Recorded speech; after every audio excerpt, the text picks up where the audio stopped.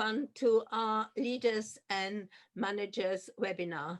It is a huge pleasure to welcome Nathan Archer, a Montessori colleague who was brave enough to venture beyond the Montessori community and do his master's at Sheffield with Casinat Brown, was it? Or Yes. did you have some contact with somebody Yes. else?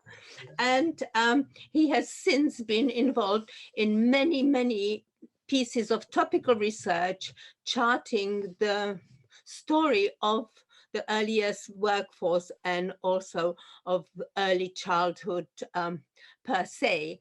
And so I would like, I'm hugely honored that he has agreed to present his research for the Nuffield Foundation, which was published a while ago, but it still is very relevant to how we look at the Montessori community in context of the early childhood community. It's important for us to stay abreast and understand what is happening to us as a minority in the context of the whole.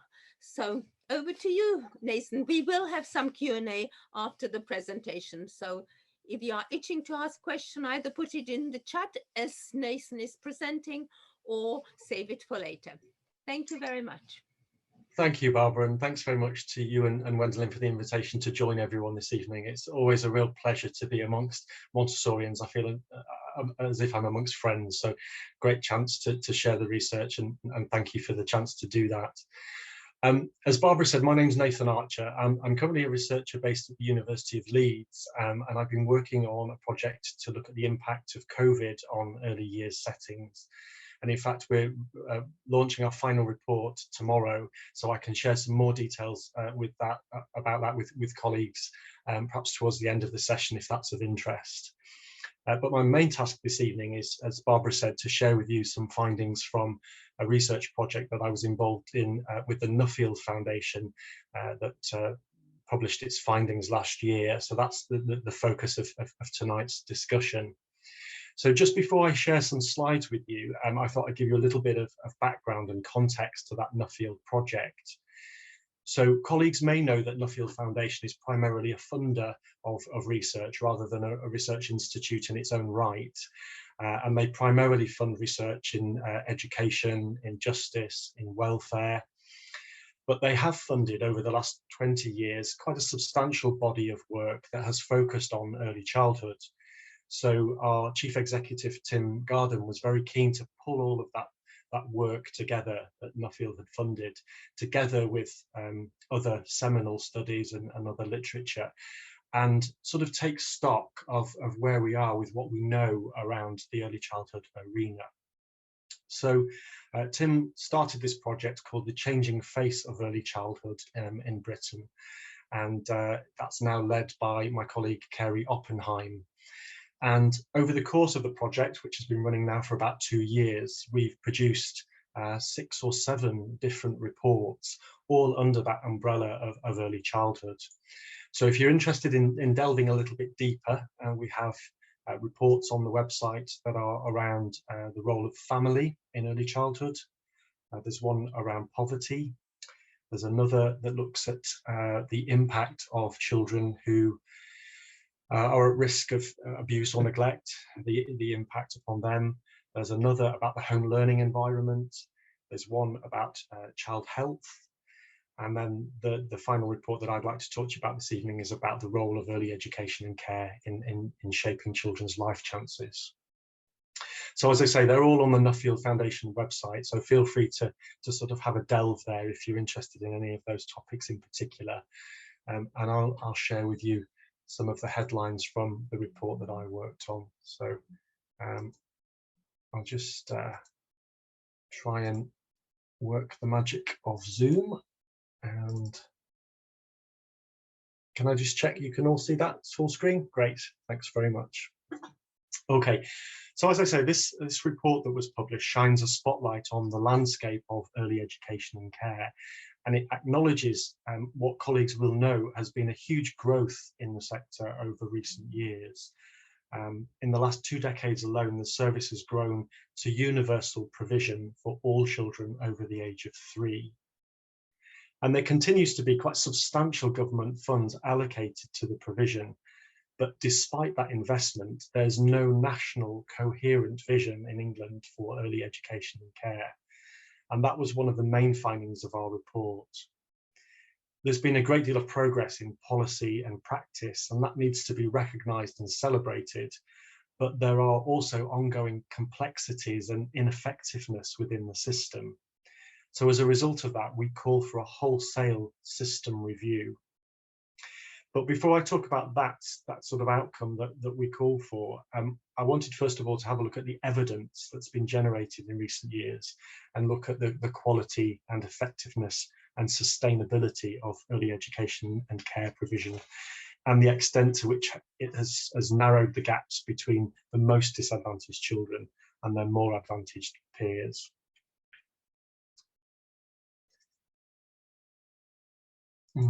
So these are some of the headlines of the report. As I say, the expansion of early years provision has been significant in recent years, but it's been piecemeal. It's been built up as a result of multiple programmes by successive governments and different government departments to tackle varying priorities. Consequently, the system has evolved from quite patchy provision with geographical gaps across the country in how services are delivered, to one which now has substantially more places. But nonetheless, we found that families have to navigate what is a highly complex terrain of provision, and that's dependent upon where families live, the services that they and their children need, and what they can afford as well. So despite this growth in services that I've talked about, we also found that governments have struggled to resolve a tension between the quantity of places, the number of places that are available, and the quality of provision as well. And the evidence suggests that there's been a sort of greater focus on the former of those, on increasing the stock of places, rather than a focus on quality improvement. And we also found that there's been a real tension between the objectives of education on the one hand, with a focus on outcomes for children, and this idea of care and childcare to enable parents to go back to work. And recent policy developments, such as the 30 hours, have prioritised the latter of those, the childcare for working parents, over arguably children's educational outcomes. So this is a sort of map of the landscape as it stands, or as it stood in 2019 at least, and there have obviously been some changes in these numbers over the last couple of years as a result of the pandemic, but this was a sort of an overview of the landscape as it stood in 2019. And this shows how the makeup of early years places is currently delivered through what the Department for Education called a mixed market. So in the green bar on the left, you can see the group-based provision, and there's a high percentage of children accessing their provision in the private and voluntary sector, with over 1 million places. And then you can see fewer places that are offered through school-based provision and childminders as well. And sadly, those childminder numbers have been decreasing quite significantly in recent years. And we also know that there's been a growth in the number and size of the nursery chains in recent years as well, often through the acquisition of existing sites, and that may well be familiar to colleagues on the webinar this evening. And we've also seen, sadly, a reduction in the number of Sure Start children's centres, as well, as those services have been scaled back in recent years. So quite a lot of flux and change in recent years. And then these figures here show an overview of spending on services for children under 5, and this is taken from work by Kitty Stewart and Mary Reeder at the London School for Economics, who've done this analysis for us. So if we look at the key at the top of the slide, you can see the financial years there from 2011-12 through to 2018-19, each of those years represented by a different colour. And then in the cluster of bars, you can see the changes in spend over those individual financial years and over the period. So if we take the first cluster of bars on the left there, you can see a change in spending on the early years entitlement, those funded hours for 2-, 3- and 4-year-olds. And you can see a bit of a jump in 2017, which was when the 30-hour entitlement was introduced. And then if we look at the second and third cluster of bars from the left, we can see a change in the funding that's been allocated to parents through the benefit system. That's the second cluster of bars, so a reduction in spending on childcare through benefits, but also at the same time an increase in spending through the tax system, and this relates to the tax-free childcare scheme. So that's quite an interesting and notable shift in the focus of spending, I think, from parents who might be eligible for benefits through to those who are working and accessing it through the tax system. So the fourth cluster of bars shows a reduction in the spend on Sure Start children's centres, which might be expected, and then a small reduction in total spending overall. So that gives you a bit of a sort of global picture of where the focus has been in recent years. Okay, so to delve a little bit deeper into this sort of funding system, we found a really complex picture. We know, as I said, that there's a huge, substantial annual investment in education and care, and that's spread across multiple initiatives. But we also know that, going back to what I was talking about in terms of these different objectives between care and education, the funding regime reflects that complexity. And there are some questions over how effective some of this is. So I mentioned the tax-free childcare scheme, and interestingly, this is underspent and underutilised by several £100 million, which really prompts questions about how effective this scheme is in delivering its aims. And then another key point around funding is the underfunding of the free hours, which will be no doubt familiar to lots of colleagues on the call this evening. We accessed data that was obtained by the Early Years Alliance from a Freedom of Information request to the government, to the Department for Education, and that showed that the funding rate that's given to local authorities is only 2/3 of what the government themselves predicted would be needed to fully fund the scheme.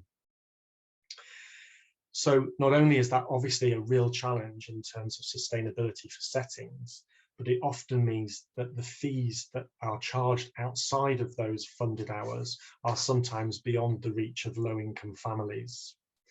So we see a real tension between affordability for parents and sustainability of provision as well.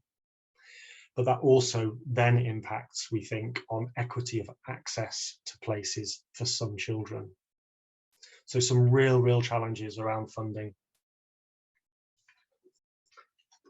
We also looked at the access to places and the take-up of places as well. And this revealed some quite startling statistics, actually.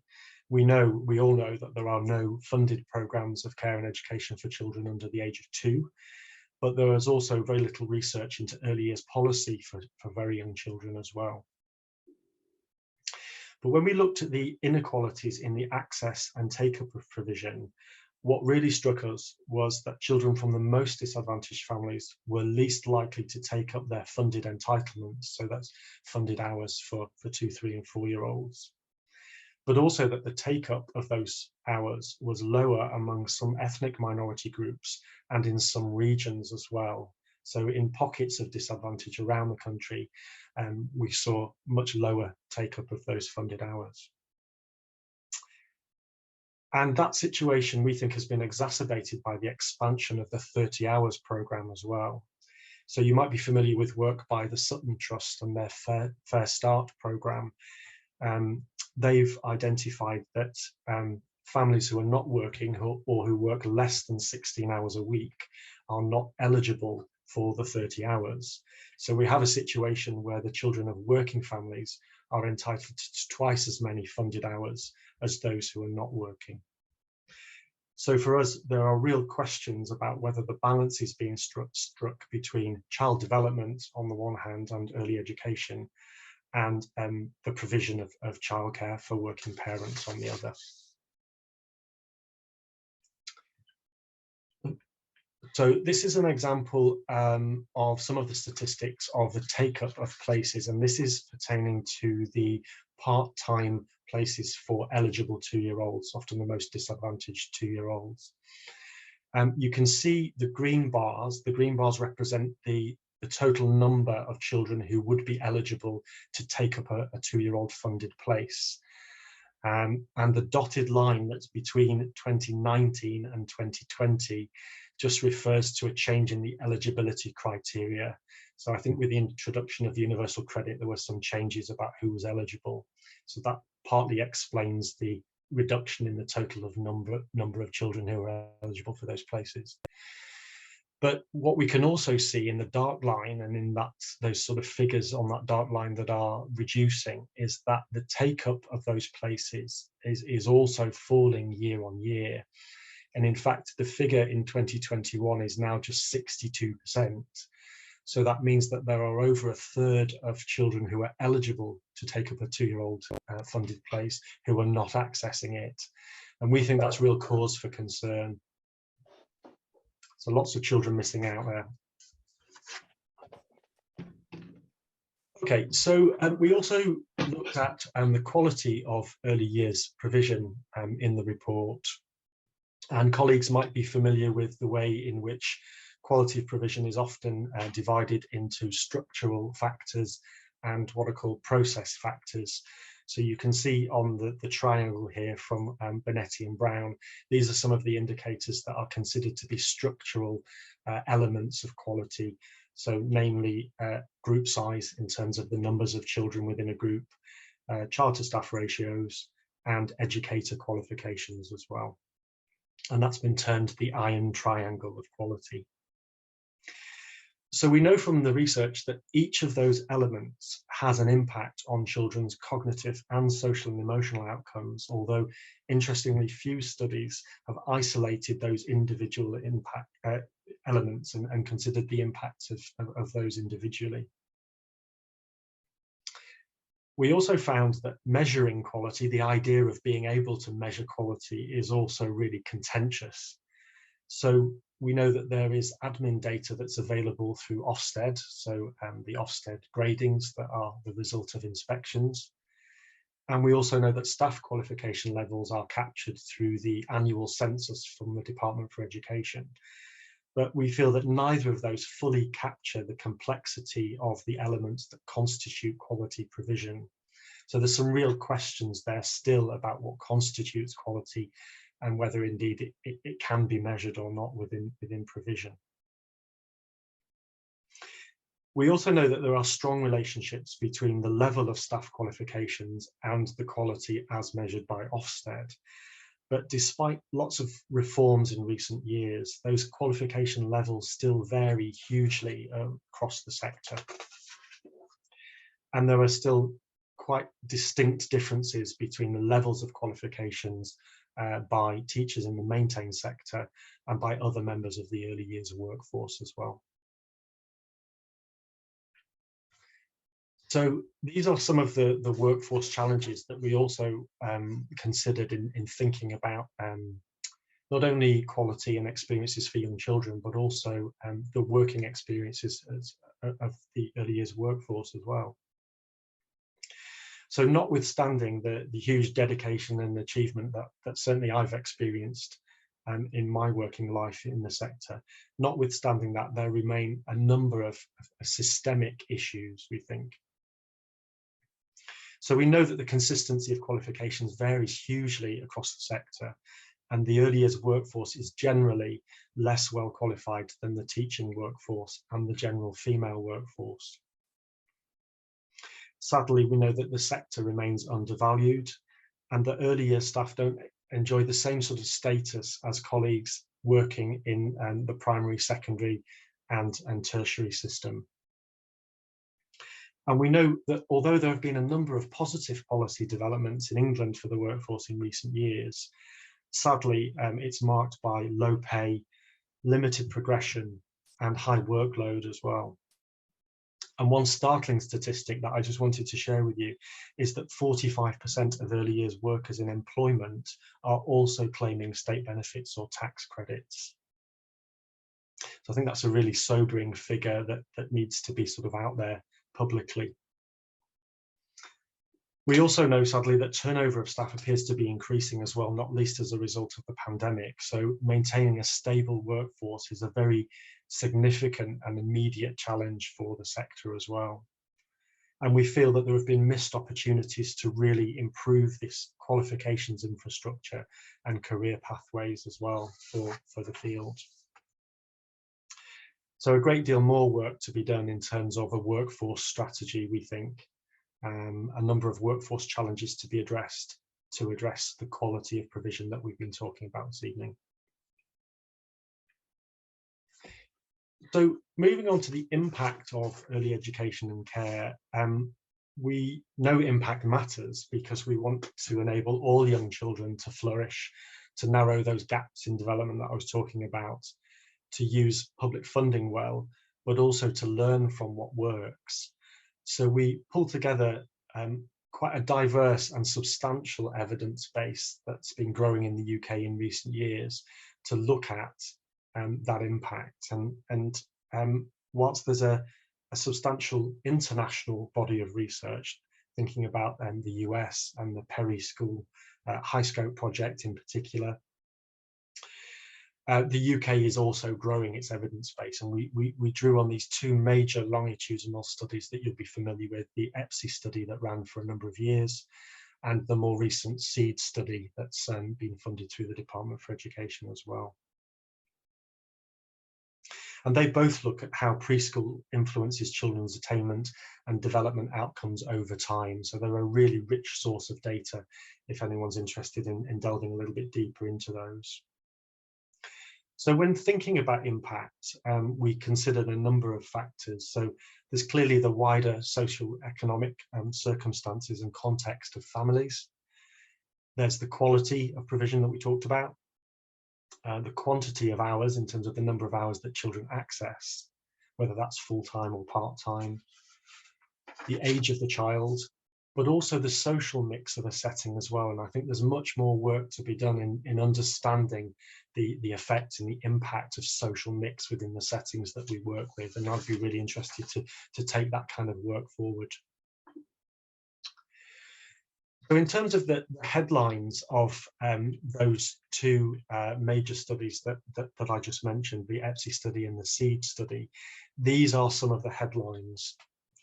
And it's difficult to do those studies justice in a short space of time because of the range and complexity of that evidence, and not least because they were the evidence was gathered at very different points in time, and there were methodological differences between the studies as well. But broadly speaking, overall, we find that later research has been more mixed when it comes to the scale and duration of the effects of early years provision. So we know, for example, that the early years foundation stage profile, which measures children's development at the age of 5, and the progress in closing the gap between the most and least disadvantaged children, that progress has stalled in recent years. So after several years of progress in closing that gap, it's now stalled. So the impact of the COVID pandemic, lockdown, limited services, the impact of all of that on young children's development when starting school has been marked. It also illustrates the importance of early years provision, but that data is obviously just emerging as we collate the experiences of children and of settings and schools in recent months. Generally, we found the effects are greater for disadvantaged children, but there's evidence of what's called fade out. So there has been some evidence, particularly through EPSI, that suggests there's been fade out of the impact of early education at key stage 1 and 2, which is interesting. But actually, for those same children, there are positive impacts later at age 16 when they're undertaking their GCSEs and making career choices. We know that quality is important, but it may need to be very high quality to make a sustained difference for the most disadvantaged children. There's also some evidence to suggest that longer hours might actually be negative for the social emotional development of children as well, and that's an interesting finding. And then also increasing evidence about the importance of the parent or carer relationship, thinking about parenting style, home learning environment, etc. And I think that's particularly interesting because there's not enough work being done about the working relationships between early years provision and the home in terms of what early years providers might do to support the home learning environment. And then finally, in terms of Sure Start Children's Centres, there's continuing evidence emerging about the positive effects of that provision. And there's some highlights on this slide here to sort of detail some of those. So we drew on work by Sarah Catton and colleagues to look at the impact of Sure Start when it was at its peak in 2010-11.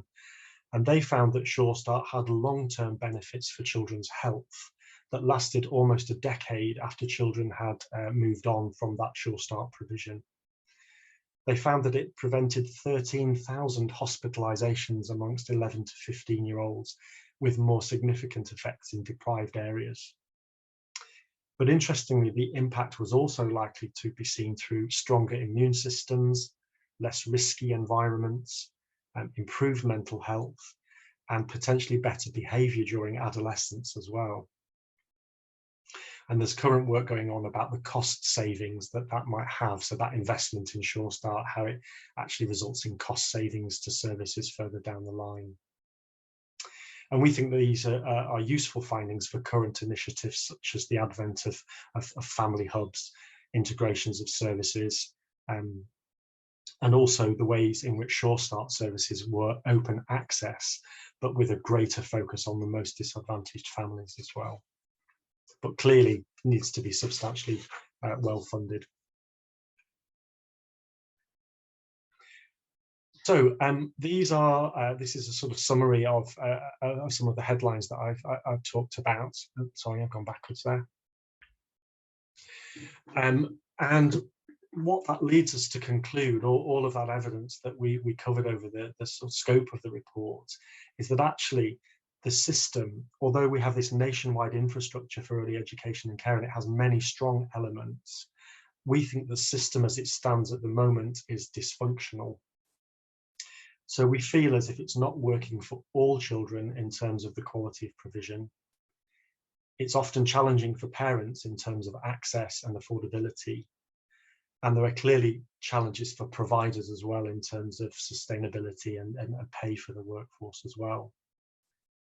So as a result of that, we think that there needs to be a wholesale reevaluation of the purpose and provision of early education and care, one that provides a real clarity of who it's for and what it's for, and that offers a fair and sustainable funding model as well.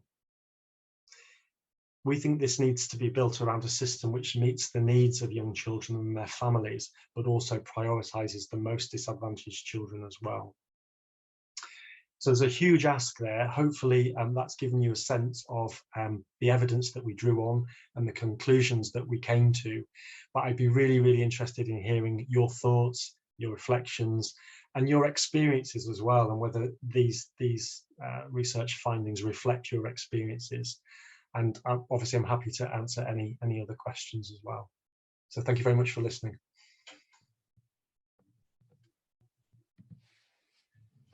Thank you so much, Nathan.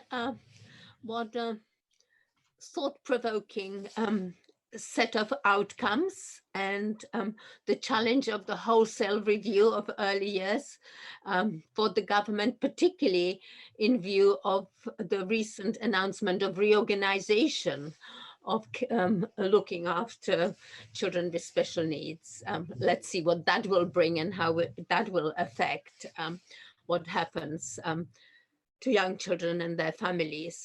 I was personally, whilst people are gathering together their thoughts, I was particularly struck by the relationship between children's experience and the influence of home, and how we work with families in order to value what the home has to offer, not duplicate the early years education, but enriching the children's experiences. And we, in a couple of weeks, we are running a webinar in which 3 early years practitioners will present their very unique perspectives of working with families. So I hope you will join us then.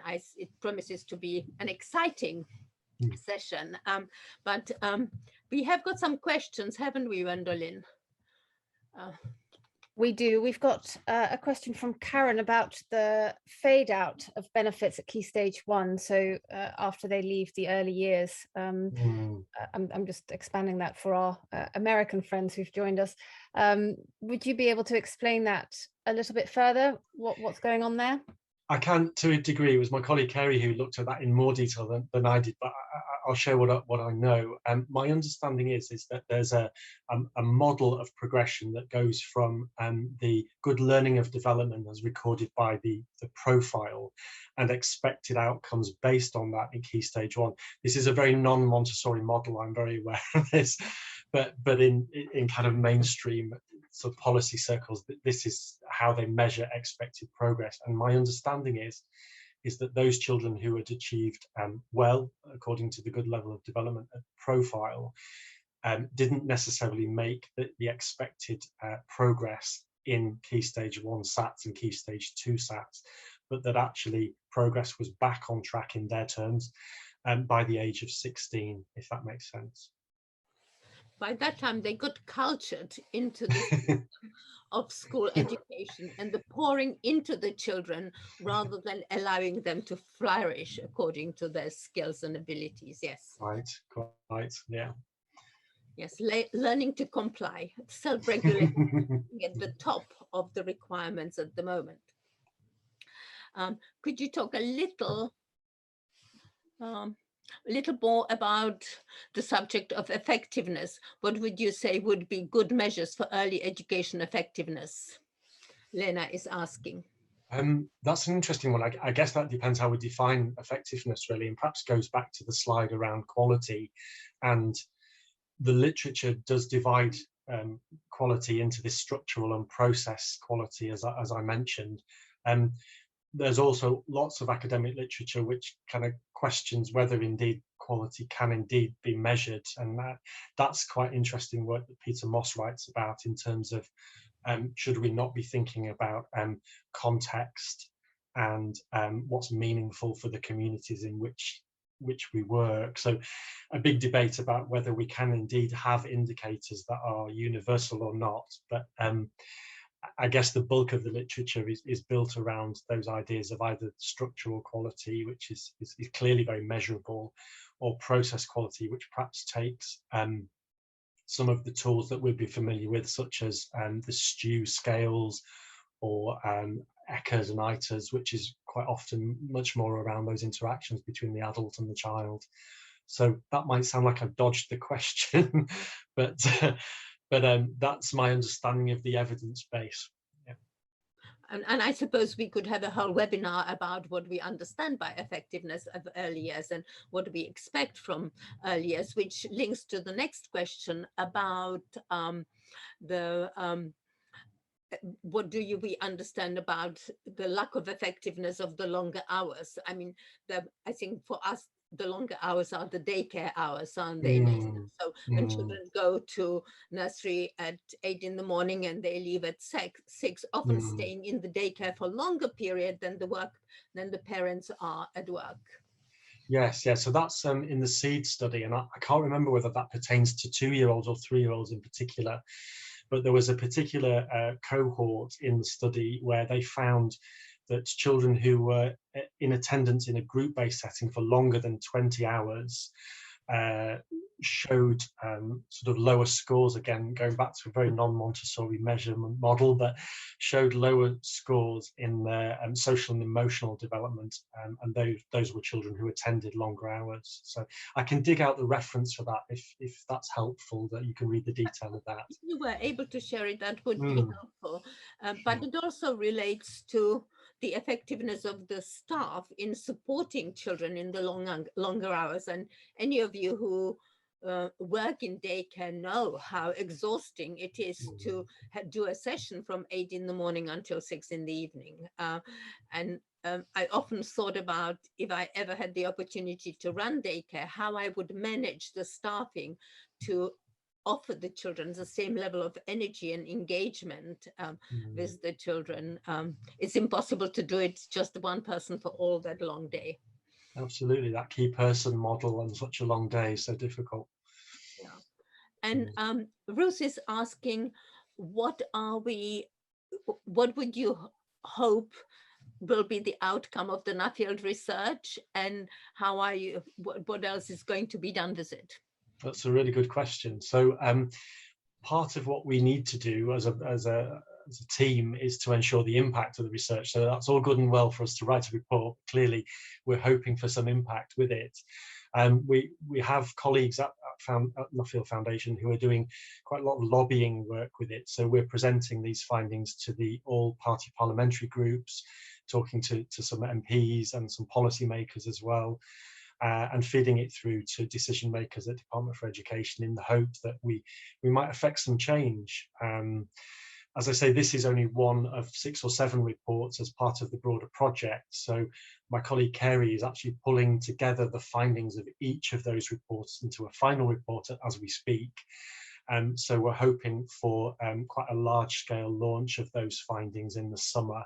And again, I can keep colleagues posted about when that is. And we're hopeful at that time, once we've pulled all of that together and made those links across those themes in terms of children's experiences here and now, that we can affect some change in policy terms. But it's a challenge. I mean, making inroads in early education in policy terms at the moment, as colleagues may well know, is really, really difficult. It just doesn't feel like a current priority for this government. So we just need to bang the drum even louder, I think. Yes, I think that the research evidence is essential, and every time one applies to the department for funding, they always ask for the research evidence, but they pay no attention to it. It's really frustrating. I was very grateful that you included the statistics from the Early Alliance workforce research. And when I read that 45% of the workforce gets subsidy to their salary from the government, I was shocked. I was just thinking to myself, I hope nobody who works for a Montessori school has to get extra funding from the government. But of course, I know it's a wishful thinking, and it's very much to do with the part-time work of the workforce too, isn't it? It's true, and I think I would go back to the funding model and the hourly rate that is paid, because clearly, as owners and leaders and managers of settings, particularly in the most disadvantaged areas where that funding makes up a larger percentage of income, that's all that decision makers have to work with in terms of setting salaries. So until that funding rate is resolved, it will be really difficult to make any inroads and changes to wages, I think. But I'd be interested in hearing colleagues' experiences, whether they agree with that or not.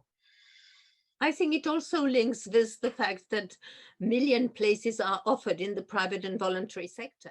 So it is more difficult to regulate, and in a way, the lack of interest in providing quality and link it to workforce satisfaction and payment is reflected in the demise of the maintained nursery schools. Yes, They were a really excellent model for running provision, but very expensive. Indeed, and it costs, doesn't it? Quality costs. And I think one of the recommendations that we want to make is to move away from a funding model which puts funding in the hands of parents and to make a choice about where, and actually fund the settings directly. Because if all settings were funded on a similar model to the maintained nursery school and at an appropriate level as well, then that decision is much easier to make around setting salary levels, I think. And if it was based on the maintained nursery model, it would also require much higher qualification of the workforce. Yes, indeed. So that funding could be used as a lever. Yeah, absolutely. It's just I'm just waving the flag for more investment. That's what's needed. Well, it's interesting that you say that, because one of the questions is, if you had a magic wand on the back of this research, what would you wish for? That's a great question. Well, we've obviously called for this coherent strategy, this kind of big plan for early education and care. But for me personally, a workforce strategy as part of that would be absolutely key. So we need much more significant investment in the workforce in terms of qualifications, ongoing professional development, career pathways, really. So I've revisited Kathy Nutt-Brown's report from 2012, and many of those findings are just as relevant now as they were 10 years ago. So yes, my magic wand would be some investment for the workforce who work so hard. I'm glad you mentioned that Kathy Nutt-Brown workforce research, because it's still 10 years on, it still poses in a way the same set of questions as you have found with the Nuffield research, and it's really depressing that we have in fact slipped down the ladder rather than progress by ensuring that more children get better provision. Indeed, definitely. Yeah.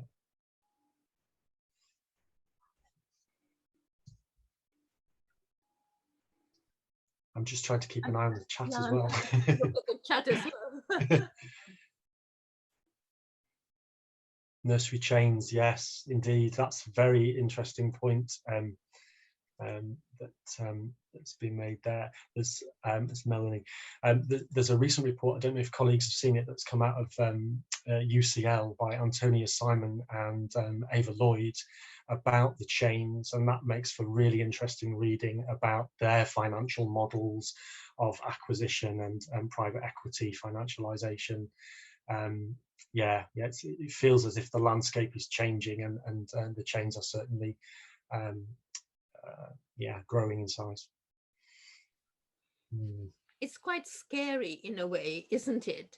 Because then children become more and more, or early years education becomes more of a commodity rather than really caring provision for the local community, because traditionally all preschool provision really provided for children in the local community rather than working to some universal model of economic success.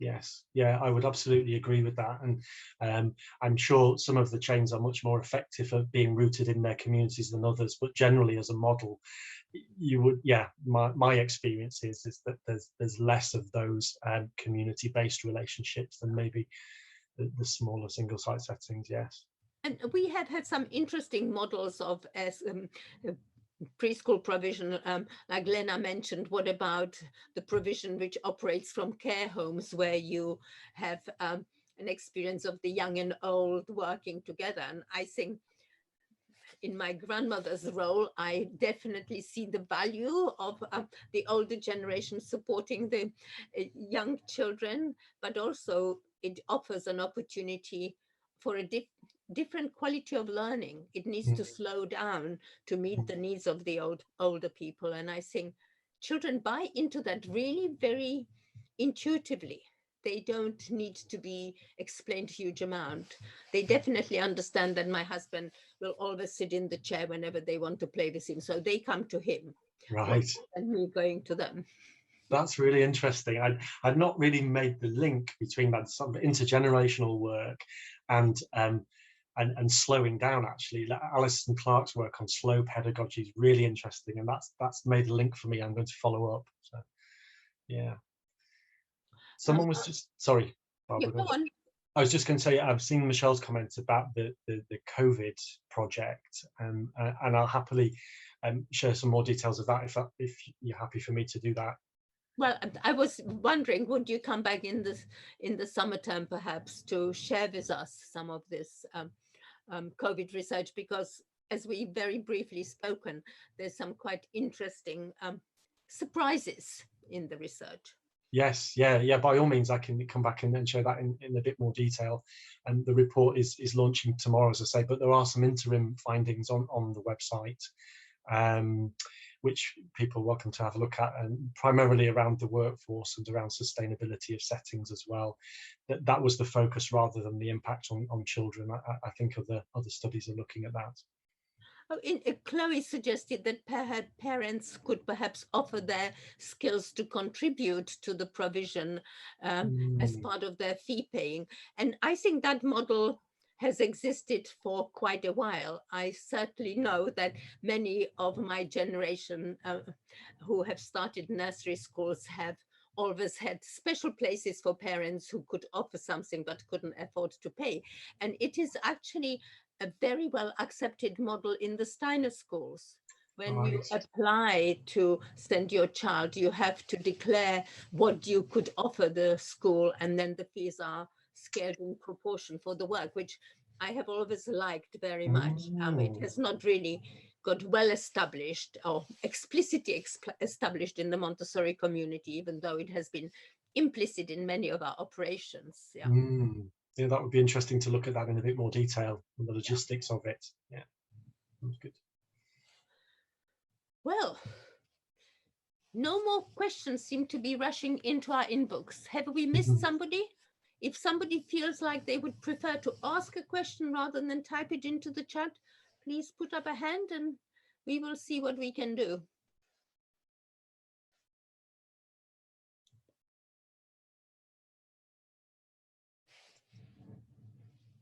Nobody's raising hand, Gwendolyn.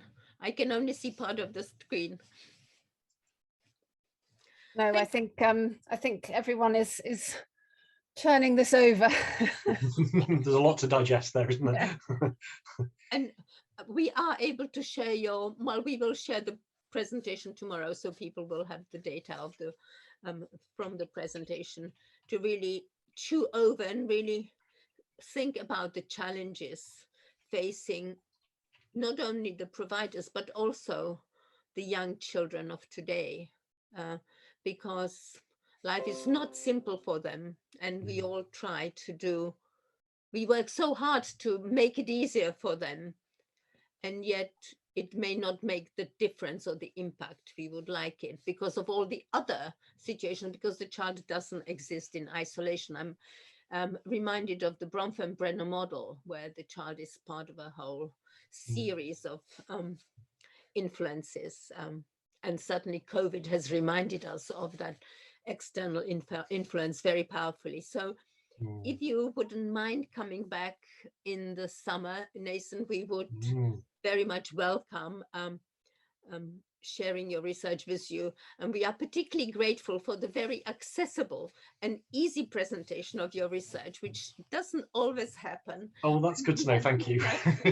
Sharing with us. So an extra bonus for all of us who have joined you tonight. Thank you very much, and we'll see you again soon. You're welcome. And good luck for tomorrow. Thank you. Thank you very much. I'll just put the website in the chat if anybody wants to follow that up. And lovely. Thank you. Thanks very much for listening. Thank you.